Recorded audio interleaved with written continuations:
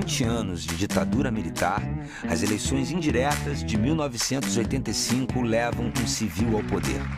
O Congresso elege como presidente o candidato da oposição, Tancredo Neves, com 480 votos contra 180 de Paulo Maluf. A posse de Tancredo estava marcada para 15 de março. Na véspera, ele é internado para fazer uma cirurgia de emergência no intestino. José Sarney, vice da chapa de Tancredo, assume o poder em seu lugar, prometendo que o presidente se recuperaria. Uma enorme apreensão toma conta da população brasileira. Depois de 7 cirurgias, Tancredo não resiste e morre no dia 21 de abril. Sarney assume oficialmente como primeiro presidente da redemocratização.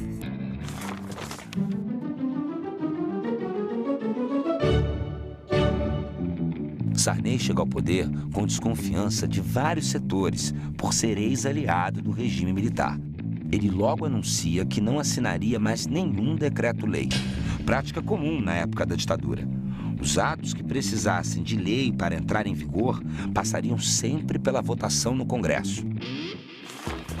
As primeiras medidas aprovadas são a volta da eleição direta para presidente em 2 turnos e para prefeito nas capitais, a concessão do direito ao voto para analfabetos e a liberdade de criação de partidos. Sarney herda uma grande crise econômica gerada no governo militar. Em março de 1986, ele lança o Plano Cruzado, que oficializa uma nova moeda, congela preços e garante um aumento salarial de 8% para todos os trabalhadores. No início, os resultados são positivos, mas em fevereiro de 1987, a inflação já atinge 365% ao ano. O governo promove novos planos para conter a crise, mas todos sem sucesso. No fim do mandato de Sarney, a inflação chega a mais de 1.700% ao ano. Em 1988, entra em vigor a nova Constituição, considerada a mais democrática da história brasileira. Inclusive, é a que usamos até hoje. José Sarney deixa a presidência em março de 1990, passando a faixa para Fernando Collor, primeiro presidente eleito por voto direto.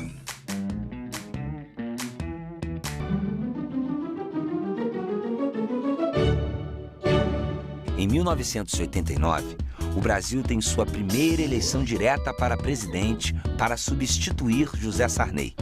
Candidatos fortes estão no páreo: Ulisses Guimarães, Leonel Brizola, Mário Covas, Luiz Inácio Lula da Silva, Paulo Maluf e Aureliano Chaves.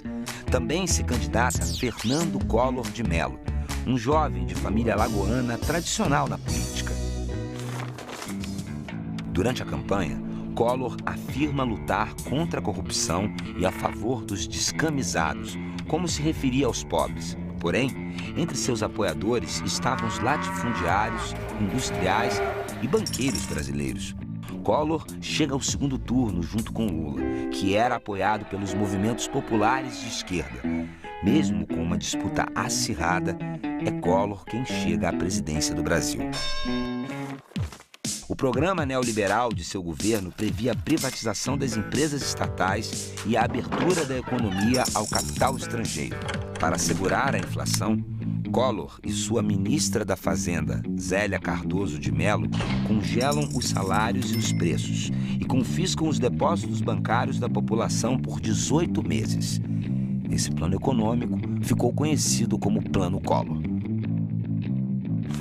Em 1992, o presidente, sua esposa, Rosane Collor, e alguns ministros sofrem denúncias de corrupção por desvio de verbas públicas. Um esquema comandado por Paulo César Farias, o PC, empresário e tesoureiro da campanha presidencial. A popularidade de Collor é gravemente ferida. Ele perde apoio parlamentar e o Congresso é pressionado a instalar uma comissão de inquérito para investigar as denúncias. A CPI conclui que Collor estava mesmo vinculado ao esquema de PC Farias. A população se mobiliza e vai às ruas pressionar o Congresso pelo impeachment de Collor. Em 29 de setembro de 1992, o Congresso Nacional decide pelo impeachment. Mas, em uma manobra para evitar as consequências deste tipo de afastamento, em 30 de dezembro, Collor renuncia. Em seu lugar, assume o vice, Itamar Franco.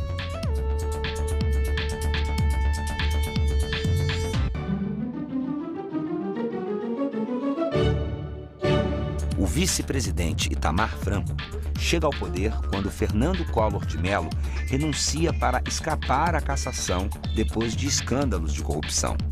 O mineiro Itamar começa a governar sem cerimônia de posse, mas com um firme discurso defendendo a manutenção da democracia e o combate à corrupção. Em abril, ele convoca um plebiscito para que a população vote na forma de governo que o Brasil deveria seguir. O presidencialismo ganha com larga vantagem sobre o parlamentarismo e a monarquia. Em janeiro deste mesmo ano, o novo presidente havia se reunido com líderes de 19 partidos com a proposta de um pacto de cooperação para combater a crise econômica. Itamar nomeia Fernando Henrique Cardoso, do PSDB, para assumir o Ministério da Fazenda. FHC, como ficou conhecido, propõe uma reforma do Estado para combater a inflação. As mudanças incluem uma redução de gastos públicos e a privatização de empresas. Este plano econômico fica conhecido como Plano Real. Em julho de 1993, o governo decreta o corte de 3 zeros na moeda, que passa a se chamar Cruzeiro Real. A partir de março de 1994, a população começa a conviver com a Unidade Real de Valor. A URV era um índice que ajudava as pessoas a converterem o Cruzeiro Real para Real, a nova moeda que começaria a circular em julho. O real chega ao mercado cheio de prestígio, valendo exatamente $1. O plano consegue controlar a inflação e aumenta a atividade econômica do país. FHC ganha cada vez mais popularidade e lança sua candidatura para presidente nas eleições de 1994. Ele ganha com mais de 50% dos votos, sem precisar de segundo turno.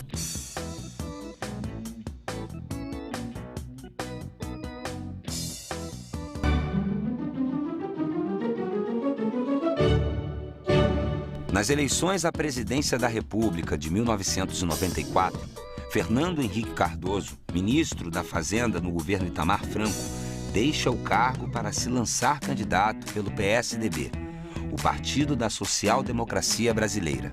Seu principal adversário é Luiz Inácio Lula da Silva, que concorria pelo PT, o Partido dos Trabalhadores.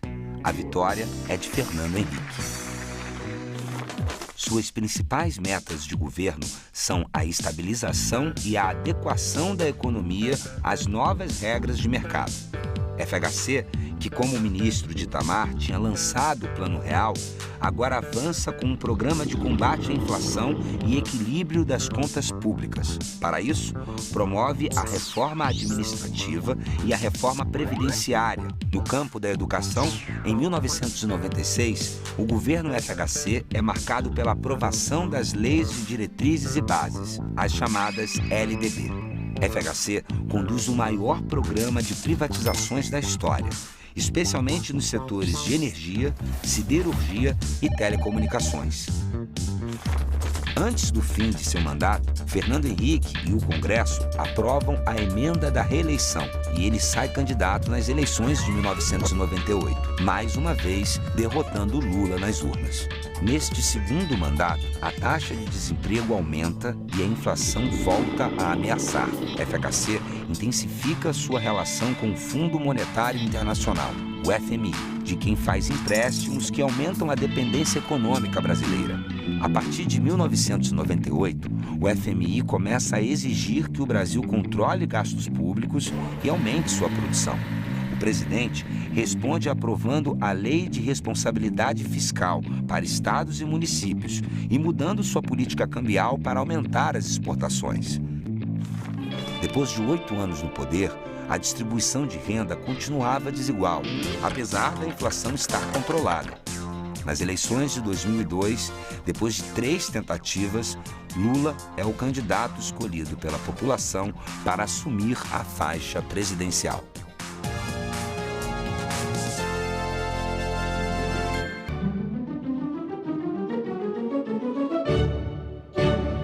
Depois de 3 tentativas frustradas, Luiz Inácio Lula da Silva é eleito presidente em 2002.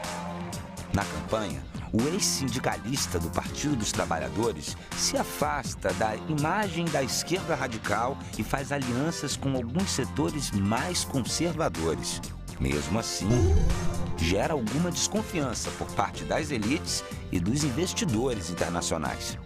Mas o governo Lula mantém a estabilidade econômica do país e ainda diminui em 168 bilhões de reais a dívida externa, acalmando o ânimo dos opositores.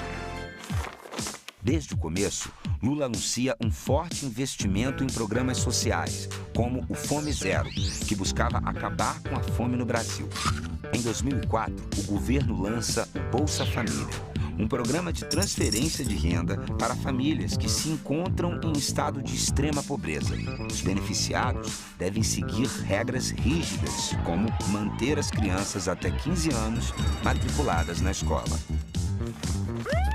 Em 2005, diversas denúncias ligam o governo do PT a um escândalo que fica conhecido como mensalão.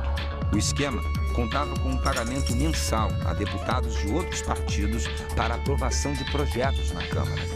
As denúncias levam à demissão de figuras importantes do governo, como os ministros José Dirceu e Antônio Palocci. Em 2006, Lula é reeleito. A principal medida do novo mandato é o Programa de Aceleração do Crescimento, que traz um enorme investimento em melhoria de estradas, ferrovias, portos, construção de hidrelétricas, tratamento de esgoto e coleta de lixo. Em 2008, uma crise econômica que tem origem nos Estados Unidos acaba afetando o mundo todo. Num primeiro momento, o Brasil parece sair ileso, mas em poucos meses a taxa de desemprego sobe e o PIB brasileiro cai. O governo incentiva empresas privadas, reduzindo impostos importantes e contornando a crise. Lula termina o mandato com alta popularidade e apoia a eleição de Dilma Rousseff, sua principal ministra. Dilma vence as eleições em 2010 contra José Serra, do PSDB, e se torna a primeira mulher presidente do Brasil.